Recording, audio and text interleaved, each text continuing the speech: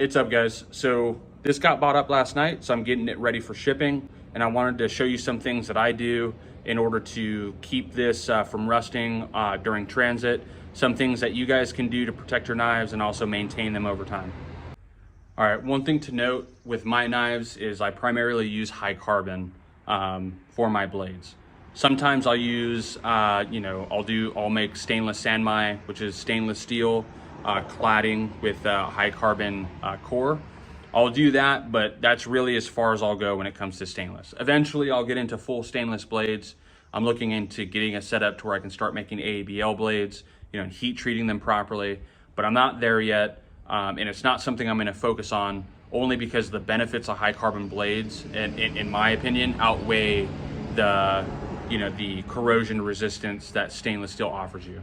Now, the benefits of a high carbon blade is that it's easier to sharpen, it'll stay sharper longer, and in some cases you can actually get it higher in the sharpness scale than stainless steel. Now I'm gonna stop you right there because I can already feel the heat coming from your thumbs, Mr. Knife Steel Nerd. I'm not talking about super steels, all right? I don't use super steels, I'll never use super steels, only because of the fact that the knives that I provide, I want people to be able to sharpen in the field if they need to and maintain it in the field. With super steels, that's like nigh impossible. And the reason is those things are so abrasive resistant and their toughness is just through the roof that, when you get it from the factory, you buy from like Spartan Blades or, whatever company out there that's offering like SV30, whatever the fuck the nomenclature is nowadays.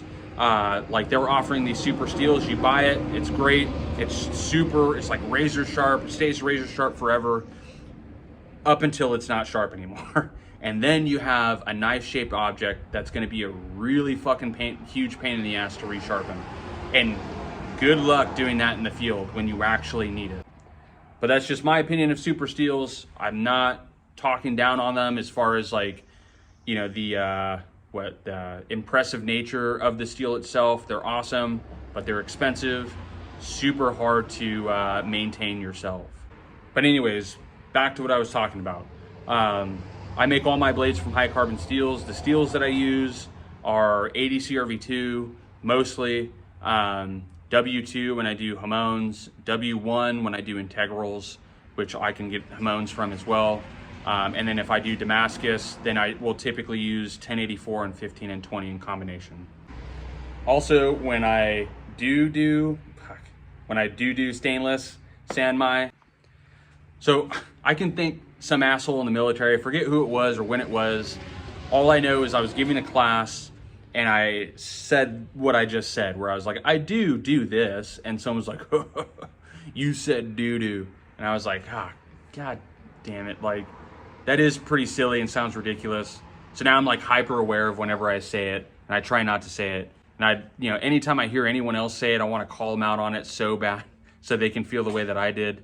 I'm not a dick, or at least not all the time. But back to the whole purpose of this video, how do we maintain a high carbon steel blade?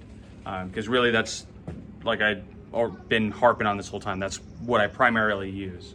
All right, so how do you maintain a blade like this and keep it from becoming just a big pile of rust?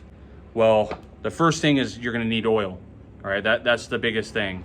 The oil is gonna keep water and humidity, oils, things like that. I know that I said oil to keep oils off, but really what I mean is like your finger oils and things like that have stuff in it that is gonna speed up the oxidation process.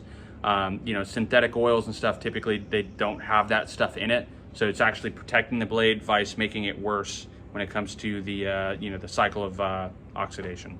Some oils you can use, and the one that I recommend the most is mineral oil, only because it's food safe. So you can, if you have one source of oil at your house, you can just use it on everything and it'll work.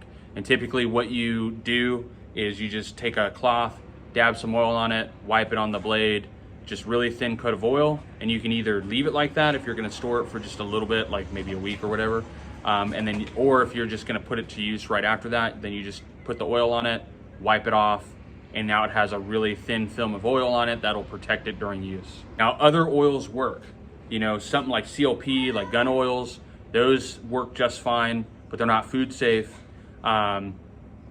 Vegetable oil does work, but it's the last like thing that you should be using. That's like if you have nothing and the only thing you have is olive oil or something in your kitchen, that'll technically protect it. Only over time it's gonna leave a residue.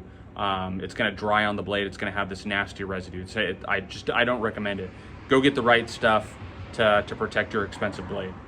Now, one thing that I found to be much more effective than just using oil is using wax in combination with oil. Now, there are a number of different waxes out there. One of the things that I recommend is getting a wax that is food safe, just because, you know, there's stuff like Renaissance wax and stuff out there that'll do just fine of a job.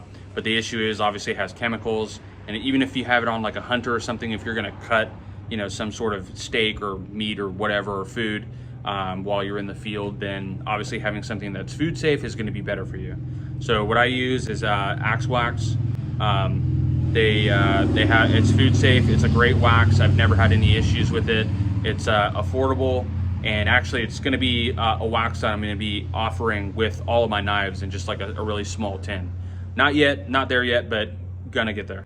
But with that wax, what I'll do is first I do that really light coat of oil on the blade, wipe it off so it has that thin film, and then what I want to do is I want to lock in that oil on the blade.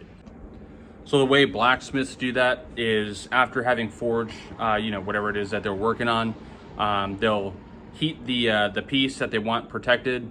Nothing too crazy, just hot enough to where when, you know, you take your cloth with wax on it, that the wax will melt, you know, upon contact. And so they'll, you know, do exactly that. And then after they put the wax on the piece they're trying to protect, they'll buff it, and it'll just leave that thin coat of wax, and you won't even really be able to see it. It's completely transparent to the user or whoever it is that's using the piece they made, but it's being protected. Now, what's funny is I knew that blacksmiths had done that, and I've done that with making Mjolnir pennants and stuff like that. I'll do that process.